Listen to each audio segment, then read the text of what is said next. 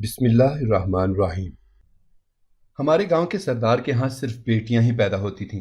جب وہ جوان ہوتی تو سردار نے کہا، میں اپنی بیٹی کی شادی اس سے کروں گا جن کے خاندان میں کوئی بھی بیٹی نہیں ہوگی، اور اس لڑکے کو ایسا تحفہ دوں گا کہ اس کی 7 نسلوں نے نہیں دیکھا ہوگا۔ میں نے اپنی بہن کو خالہ کے گھر بھیج دیا اور کہا کہ میں ایسا ہوں۔ سردار نے میری شادی بڑی بیٹی سے کر دی، لیکن میرے کمرے میں جانے سے پہلے ہی وہ لڑکی مر گئی، تو سردار نے میری شادی دوسری سے کر دی، اور پھر ایسے ہی وہ بھی مر گئی۔ تیسری سے شادی ہوئی تو وہ نہ مری۔ اب سردار نے مجھے اپنے کمرے میں بلایا اور ایک صندوق چا دیا اور کہا، یہ تمہارا تحفہ ہے۔ جب میں نے وہ کھولا تو میرے ہوش اڑ گئے، کیونکہ اس میں تو میرا نام جواد ہے۔ میرا تعلق ایک غریب گھرانے سے ہے۔ میرے مسئلے بھی عام غریبوں جیسے ہی ہیں، جیسے غربت اور بے روزگاری، لیکن الگ بات یہ ہے کہ مجھ پر ایک معذور بہن کی ذمہ داری بھی ہے، جس کے پیدا ہوتے ہی میرے والدین ہمیں اکیلا چھوڑ کر اس دنیا سے چلے گئے۔ کم عمری میں ہی میں نے ماں اور باپ دونوں کا فرض نبھانا شروع کر دیا۔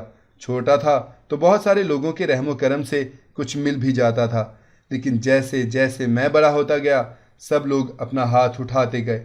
رشتہ داروں نے تو شروع سے ہی ہمیں ہر چیز سے لا تعلق کر دیا تھا۔ بھلا ہو ان غیروں کا جو بہت حد تک میری مدد کرتے رہے، لیکن اب سب کا یہی کہنا تھا کہ میں بڑا ہوں اور مجھے خود ہی محنت مزدوری کر کے اپنی ذمہ داریاں پوری کرنی چاہیے۔ پر آج کے اس مہنگے ترین دور میں محنت مزدوری سے اکیلا انسان ذمہ داریاں کب تک پوری کر سکتا ہے؟ ویسے بھی میری بہن ایسی تھی جسے میں گھر میں اکیلا بھی نہیں چھوڑ سکتا تھا، اور نہ ہی اتنی غربت میں شادی کر کے اس کی خاطر ایک عورت گھر میں لا سکتا تھا۔ آنے والی بھی تو آتے ہی خرچہ مانگتی نا۔ مجھے آج بھی یاد ہے کہ ہم اتنے غریب تو نہیں تھے۔ اماں بابا کے زندہ ہوتے تو خوشحالی ہی خوشحالی تھی۔ میں اکلوتا بیٹا ہونے کی وجہ سے اتنا لاڈلا تھا کہ میری ہر بات پر، ہر خواہش پر منہ سے نکلتے ہی میری خواہش پوری ہو جاتی تھی۔ بابا ایک کمپنی میں بہت اچھی سی پوسٹ پر نوکری کرتے تھے۔ اماں گھر اتنے سلیقے سے چلاتی تھیں کہ مہینے کے آخر میں ان کے پاس بہت سارے پیسے بچ جاتے تھے۔ اسی وجہ سے ان کے پاس ہمیشہ ہی بہت ساری سیونگز ہوتی، اور اس سے میرے مزے ہوتے۔ جس وقت جتنا چاہتا مل جاتا، اور میں پھر جی بھر کے چیزیں اور کھلونے لیتا۔ اس وقت ہماری دادی بھی ساتھ رہا کرتی تھیں، جن کو ہمیشہ ہی ایک شکایت رہتی تھی کہ بہو میرے بیٹے کی محنت کی کمائی اپنے بیٹے کی فضول خرچیوں میں اڑاتی رہتی ہے۔ پر اماں اور ابا مجھ پر اپنی ہر چیز کو وارنے کے لیے ہر وقت تیار رہتے، اس لیے ہمیشہ ہی دادی کی کڑوی باتوں کا ہنس کر جواب دیتے۔ تب تو زندگی خوشیوں کا ایک میلہ تھی، اور آج اماں اور ابا کا وہی لاڈلا بیٹا ایک وقت کی روٹی کے لیے بھی دنیا جہان کے دھکے کھاتا پھرتا ہے۔ اگر میں اکیلا ہوتا تو پھر بھی کوئی فکر نہیں تھی، یا پھر میری بہن ہی ایک تندرست لڑکی ہوتی، تب بھی شاید زندگی اتنی مشکل نہ ہوتی۔ میں اپنی بہن سے ویسے تو بے حد محبت کرتا تھا، لیکن میری زندگی میں یہ ساری آزمائشیں اور امتحانات، یہ ساری مشکلات اسی کے آنے کے بعد سے شروع ہوئیں۔ مجھے آج بھی وہ دن یاد ہے جب پہلی بار ابا کو پتہ چلا تھا کہ منی ماں کے پیٹ میں ہے، تو ابا کتنے خوش ہوئے تھے، کیونکہ میں 10 سال کا ہو چکا تھا اور ان کے گھر کوئی دوسری اولاد نہیں ہوئی تھی۔ پھر جب اماں ایک بار پھر سے امید سے ہوئیں تو ابا نے جیسے ان کو رانی بنا کر بستر پر ہی بٹھا دیا۔ گھر کے تمام کاموں کے لیے انہوں نے ایک نوکرانی رکھ لی، خود بھی جو کچھ ہو پاتا کر لیتے۔ دادی جو پہلے ہی ہماری اماں کی شاہ خرچیوں سے چڑھتی تھی، اب تو انہوں نے پورے گھر کو سر پر اٹھا لیا تھا۔ اماں کو ایک بستر پر بیٹھے ہوئے بھی وہ آرام کرنا نصیب نہ ہوتا، کیونکہ دادی کے جھگڑے دن بدن بڑھتے ہی جا رہے تھے، یہاں تک کہ اماں کی طبیعت اتنی خراب ہو گئی کہ ڈاکٹروں نے انہیں مکمل آرام کروانے اور پریشانی کی کسی بھی بات سے دور رکھنے کا کہا، اور بولے کہ اگر ایسا نہ ہوا تو آنے والے بچے کی صحت پر بہت برا اثر پڑے گا۔ ویسے تو ابا دادی کی بہت عزت کرتے تھے، اور اماں کی طبیعت اتنی خراب ہونے کے باوجود بابا نے کبھی دادی سے کوئی شکایت نہیں کی۔ پر آج جب بات بہت بگڑ چکی تھی، ابا نے دادی سے کہا، اماں آپ کچھ دنوں کے لیے بڑے بھائی کے گھر رہنے چلی جائیں، کیونکہ ڈاکٹر نے میری بیوی کو مکمل آرام کرنے کی تاکید کی ہے، اور بچے کی پیدائش میں بھی صرف 1-2 مہینے رہے ہیں۔ اس کے بعد میں آپ کو خود وہاں سے لے آؤں گا۔ اس بات پر دادی اتنی بگڑ گئی اور بددعائیں دینے لگی۔ پھر جو شور شرابہ گھر میں ہوا، اس کی وجہ سے اماں کی طبیعت اسی وقت خراب ہو گئی۔ انہیں ہاسپٹل لے جانا پڑا، اور منی کی پیدائش 2 ماہ پہلے ہی ہو گئی، جس کا اثر میری بہن پر ایسا پڑا جو وہ آج تک بھگت رہی ہے۔ اماں کی طبیعت منی کے پیدا ہونے کے بعد بھی ٹھیک نہ ہوئی اور وہ کچھ دن اسی ہاسپٹل میں داخل رہنے کے بعد اس دنیا کو ہمیشہ کے لیے چھوڑ کر چلی گئی۔ ابا جو اماں سے بہت محبت کرتے تھے، وہ ان کا صدمہ بھلا کیسے سہتے؟ کچھ وقت تو وہ ہمارے ساتھ رہے، لیکن جتنا وقت بھی ابا زندہ رہے بیمار ہی رہے۔ لمبی بیماری کے بعد ان کا ذہنی توازن بھی ٹھیک نہ رہا اور ایک دن روڈ پر گزرتے ہوئے ایک حادثے میں اپنی جان گنوا بیٹھے۔ تب میں 12 سال کا تھا، میری بہن صرف 1 سال کی، جب ہمارے سر پر سے یہ سایہ بھی چھن گیا۔ اماں کے جانے کے بعد دادی تو واپس آ گئی تھیں، لیکن وہ بھی صرف ابا کے ہونے تک رہیں۔ ان کے بعد انہوں نے یہ تک نہ سوچا کہ 2 معصوم بچوں کو کس کے آسرے چھوڑ کر جا رہی ہیں، اور وہ اپنے بڑے بیٹے کے پاس گاؤں چلی گئیں۔ ہمارا پورا خاندان گاؤں میں تھا۔ ابا اپنی نوکری کی وجہ سے شہر میں رہتے تھے اور یہیں پر انہوں نے اماں کے ساتھ پسند کی شادی کی تھی۔ اماں بھی شاید ابا کی خاطر اپنا گھر بار چھوڑ آئی تھیں، اس لیے ہمیں اپنے ننیال کا بھی کوئی اتا پتہ نہ تھا۔ ابا نے شہر میں اپنا ذاتی گھر بھی بنایا ہوا تھا، اس لیے اللہ پاک کا لاکھ لاکھ شکر ہے کہ ہمارے سروں پر چھت تو اپنی تھی۔ اماں اور ابا کے گزرنے کے کئی سال کے بعد ایک خالہ نے نہ جانے کہاں سے پوچھ پاچھ کر اماں کا پتہ معلوم کیا تھا، ہم تک پہنچی تھی۔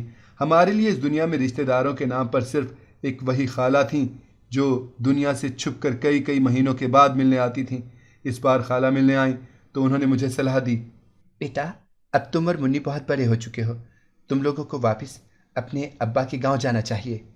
وہاں پر کوئی نہ کوئی تو ضرور ہوگا جس کا تمہارے ساتھ کوئی خون کا رشتہ ہوگا، اور ہو سکتا ہے تمہارے باپ کی کوئی وراثتی زمین یا جائیداد ہو۔ یہاں پر تو تم لوگوں کا کوئی مستقبل نہیں۔ یہ کہہ کر خالہ روتی ہوئی چلی گئیں۔ مجھے ان کی بات کچھ صحیح لگی، اس لیے میں نے جلد ہی اپنا شہر والا گھر فروخت کر کے گاؤں جانے کی تیاری کر لی۔ میں بچپن میں ابا کے ساتھ کئی بار گاؤں جا چکا تھا، اس لیے مجھے وہاں کا پتہ بالکل صحیح معلوم تھا۔ گاؤں پہنچے اور ابا کا نام لیا تو بہت سارے لوگوں نے ہمیں پہچان لیا، پر وراثت کے نام پر ہمیں کوئی زمین یا گھر کچھ بھی نہیں ملا۔ وہ سب کچھ میرے تایا کے بچوں نے آپس میں بانٹ لیا تھا۔ میری دادی اور تایا اب اس دنیا میں نہیں تھے، صرف ان کے بچے ہی تھے۔ میرے پاس کچھ رقم تھی جو کہ میں اپنا گھر فروخت کر کے ساتھ لایا تھا۔ میں نے وہاں پر زمین کا ایک ٹکڑا خرید لیا اور اس میں ایک کچا کمرہ بنا کر اپنی بہن کے ساتھ رہنے لگا۔ گاؤں کی زندگی شہر کی زندگی سے کچھ آسان تھی۔ یہاں پر اگر میں بہن کو گھر میں اکیلا بھی چھوڑ کر کہیں مزدوری پر چلا جاتا تو فکر نہ ہوتی۔ یہاں پر گاؤں کے سردار کی اتنی زمینیں آباد تھیں کہ ہر کسی کو آسانی سے مزدوری پر کام مل جایا کرتا تھا۔ میں روزانہ کھیتوں میں دہاڑی پر کام کرتا، شام کو اپنی محنت وصول کر کے گھر چلا جاتا۔ گھر پہنچ کر روٹی پکاتا، خود بھی کھاتا اور اپنی بہن کو بھی کھلاتا۔ زندگی اسی معمول پر بہت اچھی طرح گزر رہی تھی۔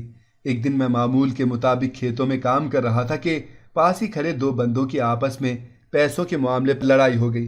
گاؤں کے لوگ زیادہ پڑھے لکھے نہیں تھے، ان دونوں میں پیسوں کے کسی معاملے پر حساب کتاب میں غلطی ہو گئی تھی۔ میں کیونکہ شہر سے آیا تھا اور کچھ پڑھا لکھا تھا، اس لیے میں نے اس معاملے میں ان دونوں کی مدد کی اور ان کا حساب سیدھا کر کے انہیں سمجھا دیا۔ اس وقت وہ دونوں بہت خوش ہوئے اور یہ بات نہ جانے کیسے گاؤں کے سردار تک پہنچ گئی کہ ایک لڑکا شہر سے آیا ہے جو حساب کتاب کے معاملے میں بہت ہوشیار ہے۔ سردار نے مجھے اپنے ڈیرے پر بلایا۔ کچھ باتوں اور حال احوال کے بعد سردار نے مجھے اپنے ہی ڈیرے پر حساب کتاب کا کام دے دیا۔ اب میں کھیتوں میں مزدوری نہیں کرتا تھا، بلکہ روزانہ کام کرنے والوں کی تنخواہ کا حساب کیا کرتا۔ میری ایمانداری اور پڑھے لکھے ہونے کی وجہ سے سردار میرے کام سے بہت خوش تھا۔ اس کام کی مجھے تنخواہ بھی اچھی ملتی، جس سے میرا گزارا بہت بہتر ہو گیا تھا۔ اب میں نے اپنا گھر بھی پکا کر لیا تھا۔ مجھے خالہ کی بات یاد آ گئی جب انہوں نے مجھے گاؤں جانے کی صلاح دی تھی۔ مجھے احساس ہوا کہ خون کے رشتے کتنے مخلص ہوتے ہیں، انہوں نے میرے لیے کتنا اچھا سوچا تھا۔ یہ خیال مجھے شاید زندگی بھر کبھی نہ آتا۔ میرا دل کیا کہ میں ایک بار شہر جا کر خالہ سے مل لوں، کیونکہ اب میرے پاس پیسے بھی تھے۔ تو سوچا منی کو بھی شہر کے کسی بڑے ہاسپٹل میں دکھا دوں، شاید اس کا کوئی علاج ممکن ہو۔ ویسے تو وہ بالکل ٹھیک تھی، بولتی اور بیٹھنے کے کام بھی کرتی تھی، لیکن بیچاری پاؤں سے معذور تھی۔ میں سردار کے ڈیرے پر پہنچا اور چھٹی کی درخواست کی تو بہت مجبوری کی حالت میں مجھے 1 ہفتے کی چھٹی مل گئی، پر جلد ہی واپسی کا بھی کہا گیا۔ میں خوشی خوشی گھر پہنچا اور منی سے اپنے کپڑے باندھنے کا کہا۔ اسے ابھی تک پتہ نہیں تھا کہ میں اسے ہاسپٹل لے جانے والا ہوں، اس لیے وہ چونک گئی کہ پھر سے کہاں جانا ہے۔ میں نے علاج کا بتایا تو وہ خوش ہو کر مجھے دعائیں دینے لگی۔ ہم نے شہر جانے والی بس پکڑی اور سیدھے وہاں پہنچے جہاں ہم پیدا ہوئے تھے، پلے بڑھے تھے۔ کتنی عجیب بات تھی نا کہ لوگ خوشحالی کی خاطر گاؤں چھوڑ کر شہر میں بسنے آتے ہیں، اور ہم نے شہر چھوڑ کر گاؤں میں سکھ دیکھے تھے۔ پر اس بات نے مجھے بہت غمزدہ کر دیا تھا کہ خالہ بھی یہ شہر چھوڑ چکی تھیں، اب وہ بہت دور دبئی میں جا بسی تھیں۔ آخر میں وہ بس اپنے گھر پر اپنا دبئی کا فون نمبر چھوڑ کر گئی تھیں کہ اگر کوئی رابطہ کرنا چاہے تو کر لے۔ میں نے نمبر تو لے لیا پر ابھی بات نہیں کی، اور خود ہی منی کو ایک دو ہاسپٹلز میں دکھایا، پر یہ جان کر آسمان ٹوٹ پڑا کہ اس ملک میں پیدائشی معذوری کا علاج ممکن نہیں، کسی باہر کے ملک میں کوشش کرنی ہوگی۔ میری ساری امیدیں ٹوٹ گئیں۔ بھلا باہر کے ملک کا خرچہ میں کہاں سے لاتا؟ اس شہر میں رہتے ہوئے بھی کبھی ہاسپٹل تک نہ لے جا سکا تھا، تو بھلا باہر کے ملک کہاں سے جائیں گے؟ ہم دونوں بہن بھائی ابا اور اماں کی قبر پر گئے، وہاں کچھ دیر بیٹھے رہے۔ اس بھری دنیا میں سکون کی ایک جگہ یہی محسوس ہو رہی تھی۔ ماں باپ کے بغیر تو ساری دنیا ہی اجنبی ہو جاتی ہے۔ چلتے پھرتے سارے انسان جیسے ہمارے لیے بے حس پتلے بن گئے تھے۔ منی کی آنکھوں سے آنسوؤں کی بارش رکنے کا نام نہ لیتی۔ یہ شاید اپنے علاج سے مایوس ہو جانے کے آنسو تھے۔ رو رو کر اس کی ہچکیاں بن چکی تھیں، اور میں ایک بے بس بھائی اسے جھوٹی تسلی دینے کے قابل بھی نہیں تھا۔ بڑی مشکل سے میں نے اسے ماں کی قبر سے الگ کیا تو کہنے لگی، بھائی خدا کے واسطے مجھے امی کے پاس ہی دفنا دو، میں تم پر مزید بوجھ نہیں بننا چاہتی۔ بہت مشکلوں سے میں نے اسے سمجھایا، اور ہم فاتحہ پڑھ کر پھر سے اپنے گاؤں کے لیے روانہ ہو گئے، جہاں ایک ہفتے کی چھٹی لے کر گیا تھا۔ اگلے دن ہی سردار کے ڈیرے پر پہنچا تو یہاں پر بھی ایک الگ ہی منظر تھا۔ بہت سارے لوگ ڈیرے پر جمع تھے۔ مزدوروں، نوکروں اور کام کے سلسلے میں آئے ہوئے گاؤں والوں کو باہر ہی انتظار کرنے کا کہا گیا تھا۔ میں بھی سب کے ساتھ وہیں پر بیٹھ گیا، انتظار کرنے لگا۔ تقریباً 1-1.5 گھنٹے کے بعد کچھ لوگ ڈیرے سے باہر نکلے، بڑی بڑی گاڑیوں میں بیٹھ کر جانے لگے۔ سب کو ہی بڑا تجسس ہو رہا تھا کہ یہ بڑے بڑے لوگ کون تھے اور کس لیے آئے تھے۔ خیر کسی کو کچھ پتہ نہ چل سکا، اور ہم سب اپنے اپنے کام میں لگ گئے۔ شام کو میں نے ڈیرے کے ایک خاص ملازم سے پوچھا، یہ کون لوگ تھے بھائی اور کس سلسلے میں بات ہو رہی تھی؟ تو اس نے بتایا، او بھائی ہمارے سردار کا کوئی بھی بیٹا نہیں ہے، اس کی صرف 3 بیٹیاں ہیں، اور یہ سارے لوگ سردار کے رشتہ دار تھے جن کو اس نے مشاورت کے لیے بلایا تھا۔ اب اس کی بیٹیاں جوان ہو گئی ہیں، وہ ان کی شادیاں کرنا چاہتا ہے، پر اس کی ایک شرط ہے کہ وہ اپنی بیٹیوں کی شادی ایسے گھر میں کرے گا جہاں پر کوئی بھی لڑکی پہلے سے نہ ہو۔ پر بدقسمتی سے سردار کے خاندان اور تمام رشتہ داروں میں کوئی بھی ایسا گھر نہیں ہے جہاں پر پہلے سے بیٹی نہ ہو۔ اب سردار کو اپنی برابری کے کسی بھی گھر میں اپنی بیٹیوں کی شادی نہیں کرنی، اور وہ اس بات کو لے کر بہت پریشان ہیں کہ اپنی بیٹیوں کے لیے ایسا گھر کہاں سے تلاش کرے۔ یہ جو لوگ بڑی بڑی گاڑیوں میں آئے تھے نا، ان سب کو سردار نے اپنی بیٹیوں کے لیے ایسے گھر تلاش کرنے کا کہا ہے۔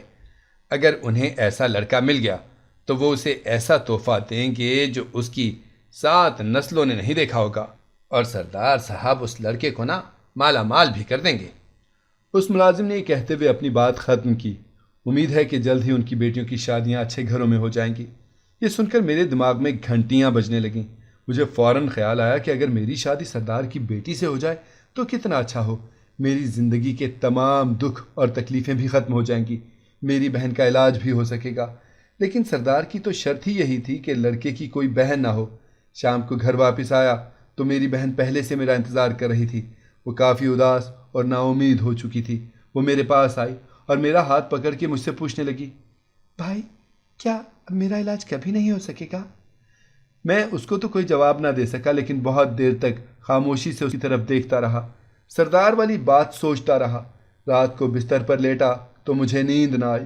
بس اسی بات نے پریشان کیا ہوا تھا کہ میں کس طرح سے سردار کی بیٹی سے شادی کروں، کیونکہ سردار کا کوئی بیٹا نہیں تھا۔ اگر میری شادی اس کی بیٹی کے ساتھ ہو گئی تو وہ مجھے مالا مال کر دے گا۔ سوچتے سوچتے آدھی رات تک وقت گزر چکا تھا۔ اچانک میرے دماغ میں ایک خیال آیا کہ کیوں نہ میں اپنی بہن کو اپنی خالہ کے پاس دبئی بھیج دوں تو اس کا علاج بھی ہو سکے گا، اور یہاں پر میرا کام بھی ہو جائے گا۔ ویسے بھی گاؤں میں مجھے زیادہ لوگ نہیں جانتے، میں یہاں نیا نیا آیا تھا۔ سردار کو یہی کہہ دوں گا کہ میری کوئی بہن نہیں ہے۔ صبح ہوتے ہی میں نے خالہ کو فون کیا اور ان سے کہہ دیا، خالہ آپ منی کا علاج دبئی میں کروائیں، جتنا بھی خرچہ آئے گا میں خود برداشت کروں گا، آپ کو پیسے بھیجتا رہوں گا۔ اللہ کا شکر ہے کہ خالہ مان گئی۔ کیونکہ ان کو بھی ہم بہن بھائیوں کا بہت احساس تھا۔ مجھے منی کو دبئی بھیجنے کی بہت جلدی تھی، کیونکہ مجھے ڈر تھا کہ کہیں مجھ سے پہلے سردار کو کوئی اور رشتہ نہ مل جائے۔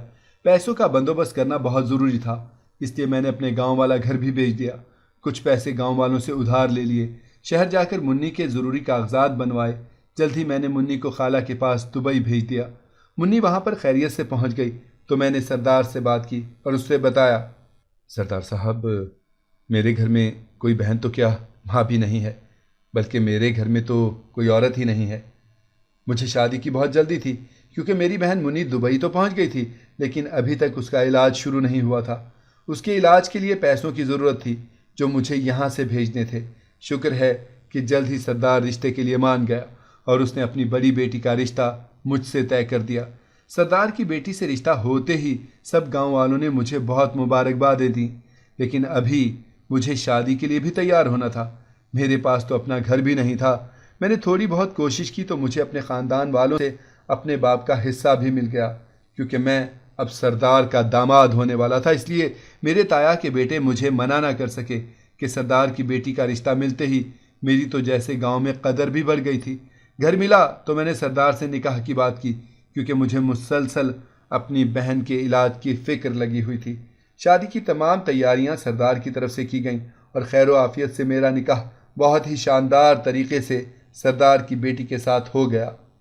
میں نے ابھی تک اپنی بیوی کا چہرہ نہیں دیکھا تھا، اس لیے تو بس اتنا ہی کافی تھا میرے لیے کہ وہ سردار کی بیٹی ہے، پھر چاہے جیسی بھی ہو۔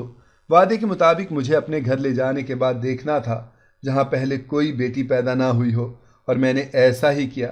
دلہن میرے گھر پہنچی تو اس کے ساتھ گاؤں کی عورتوں کا ایک ہجوم امڑ آیا تھا۔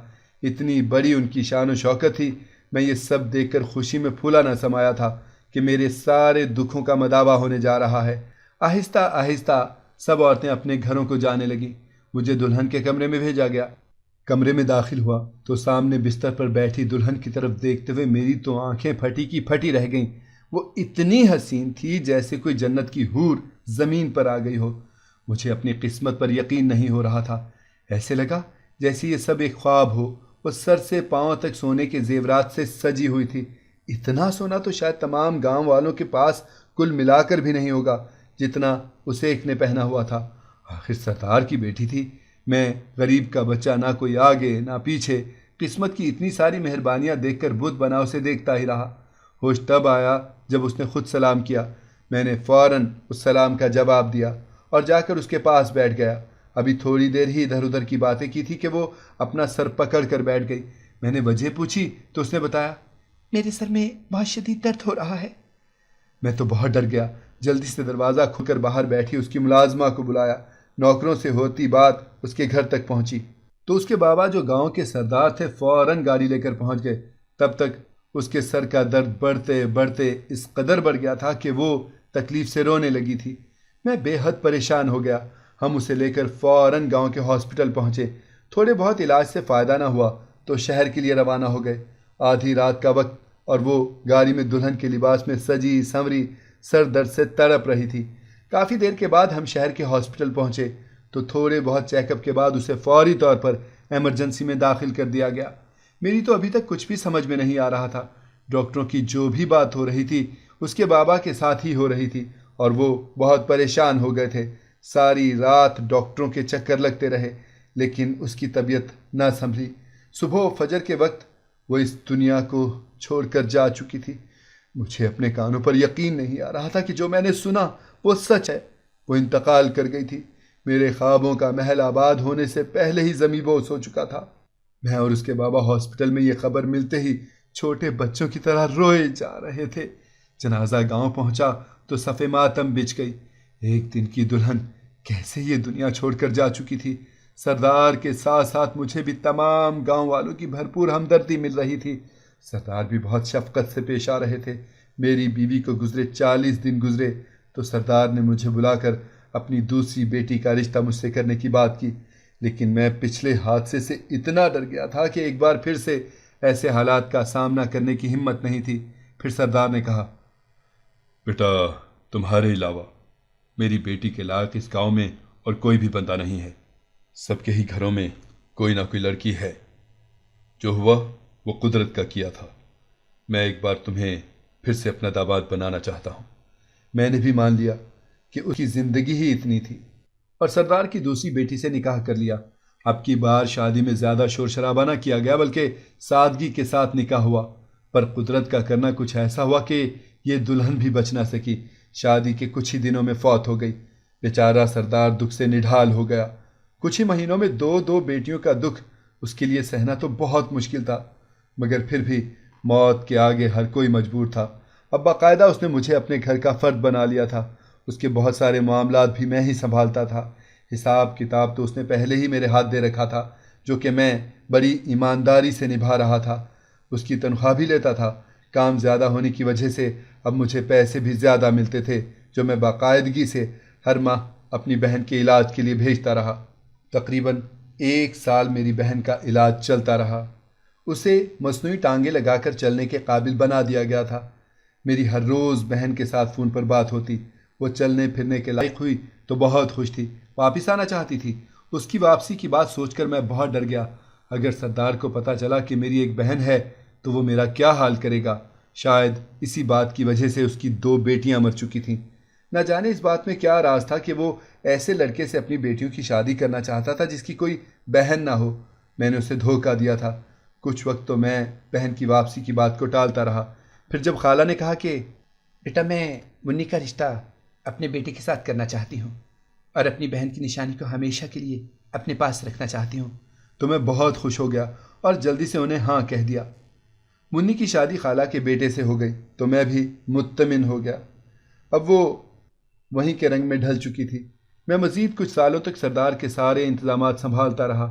وقت گزرنے کے ساتھ ساتھ سردار بوڑھا ہو رہا تھا۔ اسے اپنی آخری عمر میں چھوٹی بیٹی کی بہت فکر رہنے لگی کہ ایسا لڑکا اس کے لیے کہاں سے ملے گا۔ آخری بار بھی اس کی نظر میں صرف میں ہی تھا۔ پھر اس نے ایک بار پھر اپنی اس خواہش کا اظہار کیا تو میں بھی مان گیا۔ میں نے اللہ سے بہت دعائیں کی، یا اللہ اس بار ایسا کچھ بھی نہ ہو جس سے کسی کی زندگی کو کوئی نقصان پہنچے میرے مولا۔ میرے ہاں کہتے ہی شادی کی تیاریاں زور و شور سے شروع ہو گئیں۔ شادی سے پہلے سردار نے بہت سارے جانوروں کی قربانی دی اور اپنی بیٹی کے صدقے اتارے تاکہ آنے والی کوئی بھی مصیبت ہو تو ٹل جائے۔ اس دفعہ شادی پر میں نے اپنی خالہ اور منی کو بھی بلایا تھا، لیکن یہ کسی کو بھی پتہ نہیں تھا کہ منی میری بہن ہے۔ سب لوگ اس کو میری خالہ کی بہو سمجھتے رہے۔ بہت ہی زیادہ خوشیوں اور دعاؤں کے ساتھ یہ شادی ہو گئی۔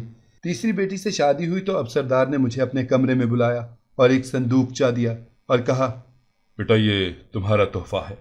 جب میں نے وہ کھولا تو میرے ہوش اڑ گئے، کیونکہ اس میں تو میرا ہی نام لکھا تھا کہ گاؤں کا اگلا سردار میں ہی بنوں گا۔